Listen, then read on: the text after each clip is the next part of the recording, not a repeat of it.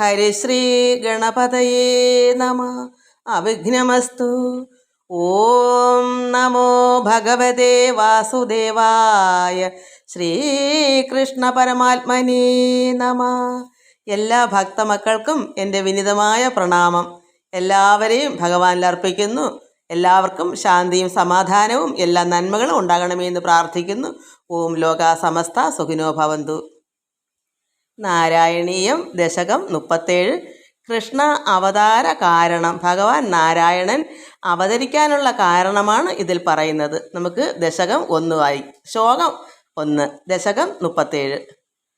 സാന്ദ്ര ആനന്ദതനോഹരേ നനുപുര ദൈവ അസുരേ സങ്കരേ തുൽകൃത അഭികർമ്മശേഷവശതോ ഏതേന യാതാഗതിം തേഷാം ഭൂതലജന്മനാം ദിദിഭുവാം ഭാരേണ ദൂരാർദിത ഭൂമിപ്രാപ വിരിഞ്ചം ആശ്രിതപദം ദേവൈ പുരൈവാഗതൈ.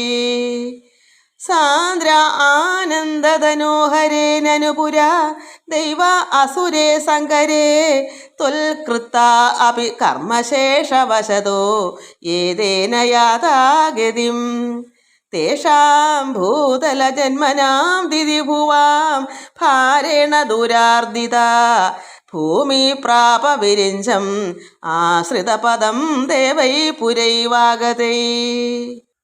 ഈ ശ്ലോകത്തിൽ അല്ലയോ ഭഗവാനേ നാരായണ ഗുരുവായൂരപ്പ, സദാ പരമാനന്ദ സ്വരൂപനായ, എപ്പോഴും പരമാനന്ദമാണ് ഭഗവാന്. അതുകൊണ്ട് അങ്ങനെ എപ്പോഴും പരമാനന്ദമായിരിക്കുന്ന ആ ഭഗവാന് സ്വരൂപനായ ശ്രീ മഹാവിഷ്ണു പണ്ട് ഭഗവാൻ ദേവ അസുര യുദ്ധത്തിൽ കൊന്നൊടുക്കിയ ദാനവന്മാർ കർമ്മങ്ങൾ അവശേഷിച്ചിരിക്കയാൽ, അതായത് അവരുടെ കർമ്മം ബാക്കി നീണ്ടു നിൽപ്പുണ്ടായിരുന്നു. ഭഗവാനിവിടെ അവിടെ അധർമ്മം പെരുകിയപ്പോൾ ഭഗവാൻ വന്ന് വധിച്ചു. എന്നാൽ അവിടെ കർമ്മങ്ങളെല്ലാം തീർന്നില്ലാത്തത് കൊണ്ട് കർമ്മ അനുഭവത്തിനായി ഭൂലോകത്ത് ദാനവന്മാരായി ജനിച്ചു. കർമ്മങ്ങൾ ഇല്ലാതായാലേ ജന്മമില്ലാതാകൂ. നമ്മൾ ഓരോരുത്തരും അത് മനസ്സിലാക്കണം. നമുക്കും കർമ്മങ്ങളെല്ലാം എപ്പോൾ അവസാനിക്കുന്നു അപ്പോഴേ നമുക്കും ഭൂമിയിൽ നിന്ന് പരമാത്മാവിലേക്ക്, അതായത് നമ്മുടെ മൂല കാരണത്തിലേക്ക് പോകാൻ പറ്റുള്ളൂ. അതുവരെ നമ്മൾ ജനിച്ചും മരിച്ചും നിൽക്കും. അപ്പോൾ നമ്മുടെ കർമ്മം എന്ന് അവസാനിക്കുന്നു അതിനെന്താ പോംവഴി? ഫലേച്ഛ ഭഗവത്ഗീതയിൽ ഭഗവാൻ പറയുന്നു, ഫലേച്ഛ കൂടാതെ കർമ്മം ചെയ്താൽ നമുക്ക് ഒരു ഫലത്തിൻ്റെയും കർമ്മം അനുഭവിക്കേണ്ട. പുണ്യം ചെയ്താലും പാപം ചെയ്താലും നമുക്ക് കർമ്മഫലമില്ല. എന്താ കാരണം? ആഗ്രഹമില്ലാതെ കർമ്മം ചെയ്യുക. എന്തും നമ്മളാൽ ഒക്കുന്ന കർമ്മങ്ങൾ ചെയ്യുക. അത് ഇന്ന ഫലം അതിൽ കിട്ടും എന്നുള്ള വിചാരം വേണ്ടാതെ കാര്യങ്ങളൊക്കെ ചെയ്തു പോകാം. എന്തും ചെയ്യാം. പക്ഷെ നമ്മുടെ മനസ്സിനകത്ത് ആഗ്രഹം വേണ്ടെന്ന് മാത്രമേ ഉള്ളൂ. നമുക്ക് കിട്ടേണ്ടുന്ന അനുഭവങ്ങളൊക്കെ നമുക്ക് അന്നന്ന് കിട്ടുന്നതൊക്കെ എടുത്ത് കഴിക്കാം, അനുഭവിക്കാം.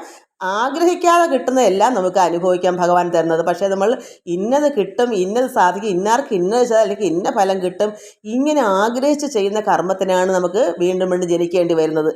അത് ഞാനിത് ഭഗവത്ഗീത എന്ന് ഭഗവാൻ കൃഷ്ണൻ പറഞ്ഞെന്നുള്ളതേ ഉള്ളൂ. അതുകൊണ്ട് ഈ ദാനവന്മാർക്ക് അങ്ങനെ ഇല്ലല്ലോ. അവർ ദുഷ്ടന്മാരാണല്ലോ. അവർക്ക് എങ്ങനെയെങ്കിലും കർമ്മം ചെയ്യണം, കർമ്മം എന്തെങ്കിലും നശിപ്പിക്കണം, ദുഷ്ടത്തരം ചെയ്യണം എന്നുള്ള ആ കർമ്മങ്ങളാണ് അവർക്ക് കിടക്കുന്നത്. അതുകൊണ്ട് അവർ വീണ്ടും ജനിച്ചു. ഭഗവാൻ വധിച്ചിട്ട് പോലും അവർ വീണ്ടും ജനിച്ചു. കർമ്മമാണ് ജന്മത്തിന് കാരണം. അപ്പോൾ ഈ കർമ്മം കിടക്കുന്നതോളം വീണ്ടും വീണ്ടും നമ്മൾ ജനിക്കും. അപ്പോൾ കർമ്മം ആണ് ജന്മത്തിന് അതുപോലെ തന്നെയാണ് ജന്മമാണ് കർമ്മത്തിനും കാരണം. നമ്മൾ ജനിക്കുന്നതുകൊണ്ടാണല്ലോ നമ്മൾ കർമ്മം ചെയ്യുന്നത്. അപ്പോൾ ഇതിനൊരു പോംവഴിയേ ഉള്ളൂ. എപ്പോഴായാലും കർമ്മം ചെയ്തുകൊണ്ടേ ഇരുന്നേ പറ്റൂ മരിക്കുന്നവരെ. അപ്പോൾ നമ്മൾ ഫലം ആഗ്രഹിക്കാതെ മാത്രമേ ഇതിന് പോംവഴിയുള്ളൂ. അപ്പോഴാണ് നമുക്ക് കർമ്മം അവസാനിക്കും. നമുക്ക് ഈശ്വരങ്ങളിലേക്ക് നമ്മൾ എവിടുന്ന് വന്നു അവിടേക്ക് നമുക്ക് ചെല്ലുകയും ചെയ്യാം. അപ്പോൾ ഇതുകൊണ്ട് ദാനവന്മാർക്കത് അറിയത്തില്ലല്ലോ. അവർ ദുഷ്ടന്മാരാണല്ലോ. അവർ ഇങ്ങനെ ദുഷ്ടത്തരങ്ങൾ ചെയ്തുകൊണ്ടേ ഇരിക്കുമ്പോൾ വീണ്ടും വീണ്ടും ഇവിടെ ജനിച്ചുകൊണ്ടേ ഇരിക്കും, ജനിച്ചും ഇരിക്കും. അപ്പോൾ ഭൂമിയിൽ ജനിച്ച് കർമ്മങ്ങൾ ഒടുങ്ങിയാലേ മോക്ഷം കിട്ടുകയുള്ളൂ. ഈ ദാനവന്മാർ ഭഗവത് കരങ്ങൾ കൊണ്ട് വധിക്കപ്പെട്ടെങ്കിലും കർമ്മം ബാക്കി നിൽക്കയാൽ അവർ വീണ്ടും ജനിച്ചു. ഭഗവാന്റെ കൈയാൽ മരിച്ചാൽ സൽഗതി കിട്ടുമെന്നത് ഉറപ്പാണ്. ഭഗവാന്റെ കൈകൊണ്ട് മരിക്കുമ്പോൾ ഭഗവാൻ ഗതി കൊടുക്കും. പക്ഷെ അത് ശരിയാണ്. എന്നാൽ ഇവിടെ അസുരന്മാർ ഭഗവാനാൽ വധിക്കപ്പെട്ടിട്ടും കർമ്മശേഷം ഉള്ളതിനാൽ ദാനവരായി ജനിച്ചു. കർമ്മ ഇങ്ങനെ കടന്നുകൊണ്ട് അവർ വീണ്ടും ജനിച്ചു. ആ ദാനവന്മാരാൽ അതികഠിനമായി പീഡിപ്പിക്കയാൽ ഈ ദാനവന്മാർക്ക് എന്താ തൊഴിൽ? സർവരെയും പീഡിപ്പിക്കുക. നമ്മളിത് മനസ്സിലാക്കണം.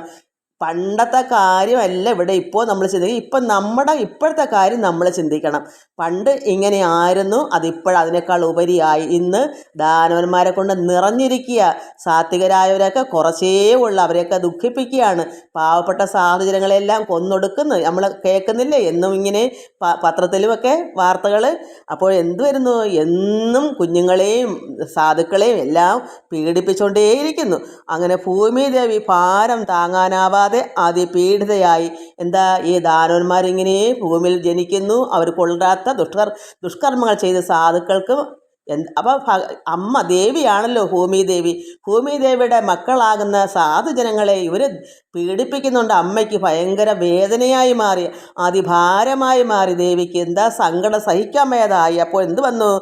ഈ മുന്നേ വന്ന് ശരണമടഞ്ഞ ദേവന്മാരോടൊപ്പം, കാരണം ഈ സാധുക്കളായ ദേവന്മാരും ഭക്തന്മാരെല്ലാം ബ്രഹ്മാവിനോട് ഇന്ന് അപേക്ഷിക്കുക. ഈ ദാനവന്മാരെ കൊണ്ട് ഒരു രക്ഷയുമില്ല, വേദന കൊണ്ട് വിഷമിക്കുന്നു, എല്ലാവരെയും ദുഷ്കർമ്മത്താൽ അവരെല്ലാവരെയും പീഡിപ്പിക്കുന്നു.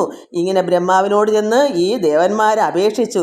അതോടൊപ്പം തന്നെ ഭൂമിദേവി മാതാവ്, നമ്മുടെ എല്ലാം അമ്മയായ ദേവിയും ബ്രഹ്മാവിനെ ശരണം പ്രാപിച്ചു. ദേവന്മാരും ദാനവരുടെ പീഡ താങ്ങാനാവാതെ ബ്രഹ്മാവിനോട് സങ്കടം പറയാൻ വന്നു ചേർന്നു. ഇതാണ് ഈ ശ്ലോകത്തിലുള്ളത്.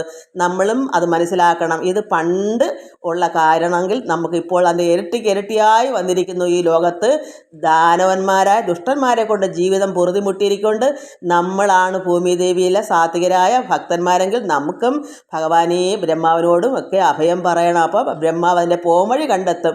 നമുക്കതുകൊണ്ട് ഇതിൻ്റെ പോംവഴി പാലാഴിയിൽ ഭഗവാൻ നാരായണനാണ് പോംവഴി ചെയ്യുന്നത്. കാരണം സാധുക്കളെല്ലാം രക്ഷിക്കുന്നതും പാലിക്കുന്നതും ഭഗവാനാണ്. അതുകൊണ്ട് നമുക്കും ഇതാണ് വേണ്ടുന്നത്. നമ്മൾ ഇതുപോലെ തന്നെ ഭഗവാനോട് അഭയം പറയണം. നമുക്ക് അടുത്ത ശ്ലോകം വായിക്കാം. ശ്ലോകം 2. ഹാഹാ ദുർജനഭൂരിഭാരമധിതാം പാദോനിധൗ പാദുകാം ഏതാം പാലയ ഹന്തമേ വിവശതാം സംപൃച്ഛ ദേവാനിമാൻ ഇത്യാദി പ്രചുരപ്രലാപ വിവശാം ആലോക്യ ധാതാമഹീം ദേവാനാം വദനാനി വീക്ഷ പരിതോ ദധ്യോ ഭവന്തം ഹരേ. ഇത് കരഞ്ഞും കൊണ്ടാണ് ഈ അമ്മ ദേവി ബ്രഹ്മാനോട് പറഞ്ഞത്. ഹാഹാ ദുർജനഭൂരിഭാരമധിതാം പാദോനിധോ പാദുകാം ഏതാം പാലയ ഹന്തമേ വിവശതാം സംപൃച്ഛ ദേവാനിമാൻ ഇത്യാദി പ്രചുര പ്രലാപ വിവശാം ആലോക്യ ധാതാമഹീം ദേവാനാം വദനാനി വീക്ഷ പരിതോ ദധ്യോ ഭവന്തം ഹരേ. ഒന്നും കൂടി ചൊല്ലാം.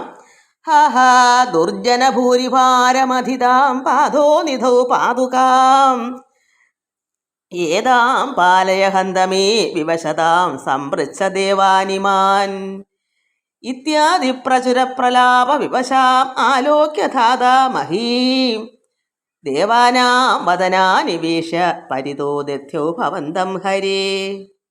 ഇവിടെ ഈ ദേവി ഭൂമിമാതാവ് നമ്മുടെ എല്ലാം അമ്മയാണ്. അവരിന്ന് ഈ ജനങ്ങൾ സാധുക്കളായ ജനങ്ങളോടുള്ള ഈ അസുരന്മാരുടെ ഈ ധിക്കാരം, ഈ ദുരിതങ്ങൾ മറ്റുള്ളവരെ അനുഭവിപ്പിക്കുന്ന കഷ്ടപ്പാടുകളും വേദനകളെല്ലാം അവർ ദാനവന്മാർ സാധുക്കളെയും ദേവന്മാരെല്ലാം ഉപദ്രവിക്കുന്നുണ്ട്. ഈ ദേവി ചെന്ന് അയ്യോ കഷ്ടം ദുഷ്ടജനങ്ങളുടെ താങ്ങാനാവാത്ത ഭാരത്താൽ വശം കെട്ട് സമുദ്രത്തിൽ പതിക്കാൻ പോകുന്ന എന്നെ രക്ഷിക്കണേ.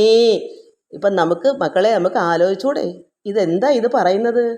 ഇന്ന് ഒരുപാട് മക്കൾ കെട്ടിച്ചു വിട്ടാലും അവിടെ എന്നെ രക്ഷിക്കണേന്ന് എത്രമാത്രം കിടന്ന് നിലവിളിച്ചിട്ടാണ് അവർ ആത്മഹത്യ ചെയ്യുന്നത്. സമുദ്രത്തിലെന്ന് പറഞ്ഞാൽ അവർ ഒന്നീ കിണറ്റിച്ചാടി മരിക്കുന്നു, ഇല്ലെങ്കിൽ തൂങ്ങിച്ചാവുന്നു, ഇല്ലെങ്കിൽ വിഷം എന്തെല്ലാം രീതിയിലാണ് അത് അന്നേ ഉള്ളതായി. ഈ ഭാരങ്ങൾ മറ്റുള്ളവർ ഉപദ്രവിക്കുന്നതുകൊണ്ട് ദുഷ്ടന്മാരായ ഇന്നൊരു നല്ല ഒരു വിവാഹം കഴിച്ചൊരു കുട്ടിയെ അങ്ങോട്ട് വിടും, പാമ്പിനെ കൊണ്ടൊക്കെ കൊത്തിക്കുന്നറിയാൻ ദാനവന്മാരല്ലേ. അപ്പോൾ എത്രമാത്രമാണ് നമ്മൾ ചിന്തിക്കണം, നമ്മൾ വിഷമിക്കണം, വേദന വേദനിക്കണം. ഭൂമിദേവി നമ്മൾ സാത്വികരായ നല്ല ഭക്തനായ മക്കളുണ്ടെങ്കിൽ അവരാണ് ഭൂമിദേവി. അപ്പം നമ്മൾ പറയുന്നത് ഈ ഭക്തരായ ജനങ്ങൾ പറയണം, അമ്മേ ദേവി, ആ ദേവിയെടുത്ത് ആ ദേവി നമ്മളായി മാറുമ്പോൾ നമ്മളും പരമാത്മാവിനോട് പറയണം, അമ്മേ ഭഗവാനേ കൃഷ്ണ നാരായണ, ഇന്ന് ഒരുപാട് ജനങ്ങൾ വിഷമിക്കുന്നു, ഭഗവാനെ അവിടുന്ന് അവതരിക്കണമേ, പെട്ടെന്ന് ഇവിടെ വന്ന് ഭഗവാൻ ഇനിയും അവതരിച്ച് ഞങ്ങളുടെ വേദനകൾ മാറ്റിത്തരണമേന്ന് നമ്മൾ ഓരോരുത്തരും പറയണം. ഇത് അന്ന് പണ്ട് കാലത്തേ ഉള്ളതാണിത്, ഇന്ന് പുതുതായിട്ടുള്ളതല്ല. അപ്പം നമ്മൾ തന്നെയാണ് ഭൂമിദേവിയായി നിന്നുകൊണ്ട് പ്രാർത്ഥിക്കേണ്ടതെന്ന് നമ്മൾ മനസ്സിലാക്കാനാണ് ഇങ്ങനെ ഇത് തന്നേക്കുന്നത്. അപ്പോൾ അയ്യോ ഭഗവാനീ, കഷ്ടം കഷ്ടം, ദുഷ്ടജനങ്ങളുടെ താങ്ങാനാവാത്ത ഭാരത്താൽ വശം കെട്ട് സമുദ്രത്തിൽ പതിക്കാൻ പോകുന്ന എന്നെ രക്ഷിക്കണേ. എൻ്റെ കഷ്ടപ്പാടുകളെ മാറ്റി ദേവകളോട് ചോദിച്ചാൽ അറിയാം. കാരണം മറ്റുള്ളവരുടെ അടുത്ത് ചോദിച്ചാൽ അറിയാം ഇവിടെ എത്രമാത്രം ദുരിതങ്ങളാ ദുഷ്ടന്മാർ ചെയ്യുന്നതെന്ന്.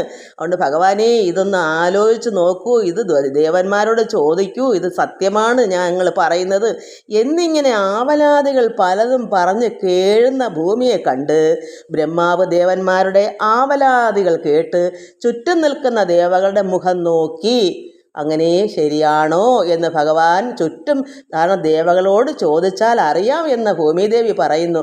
നമ്മളും പറയത്തില്ലയോ, ഒരു കോടതിയിലും ചെന്ന് പറയത്തില്ലയോ, ദൈവമേ ആണ്ട ഇന്നാര് സാക്ഷിയാണ്, ഇവിടെ ഇന്ന രീതിയിലാണ് ആ ദുഷ്ടത്തരങ്ങൾ ഇവിടെ കാണിച്ചു, ഇന്നാരെ ഇന്നത് ചെയ്തു, അപ്പം നമ്മളും ഇങ്ങനെ പറയുന്നില്ലേ? അത് സാക്ഷാൽ പരമേശ്വരനായ ഭഗവാൻ നാരായണനോട് നമ്മൾ അപേക്ഷിക്കണം. ഇവിടെ ഇത് നമുക്ക് വേണ്ടിയാണ് തന്നേക്കുന്നത്. അപ്പോൾ ആവലാദികൾ നമ്മൾ പറയണം, ഇന്ന് ലോകത്ത് നിറഞ്ഞിരിക്കുന്നു ദുഷ്ടത്തരങ്ങൾ, ഭഗവാനെ അതിനൊരു പോം വഴി ഭഗവാൻ ഒന്നുകൂടെ അവതരിക്കണമേ. അതുകൊണ്ട് ഈ പോം വഴി നമ്മൾ എപ്പോഴും പ്രാർത്ഥിക്കണം. അങ്ങനെ ആവലാദികൾ പലതും പറഞ്ഞ് കേഴുന്ന ഭൂമിയെ കണ്ട് ബ്രഹ്മാവ് ദേവന്മാരുടെ ആവലാദികൾ കേട്ട് ചുറ്റും നിൽക്കുന്ന ദേവകളുടെ മുഖം നോക്കി ഭഗവാനെ വിഷ്ണു എന്ന് പറഞ്ഞ് അങ്ങയെ ഭഗവാനെ ധ്യാനിച്ചു. ഇത് നമ്മൾക്ക് വേണ്ടുന്നതാണെന്ന് നമ്മൾ മനസ്സിലാക്കണം. ഇതാണ് നമുക്ക് തരുന്ന പാഠങ്ങളാണിത്. പണ്ടേ ഉണ്ട്, ഇപ്പം ഇരട്ടിയായി ഇന്നത്തെ ദോഷങ്ങൾ അത്രമാത്രം പെരുകി കിടക്കുന്നു. ഈശ്വര ഒന്നുകൂടെ ഭഗവാൻ അവതരിക്കണമേ എന്ന് നമ്മളും പ്രാർത്ഥിക്കണം. എല്ലാവർക്കും നമസ്കാരം. സർവത്ര ഗോവിന്ദനാമ സങ്കീർത്തനം. ഗോവിന്ദ ഗോവിന്ദ.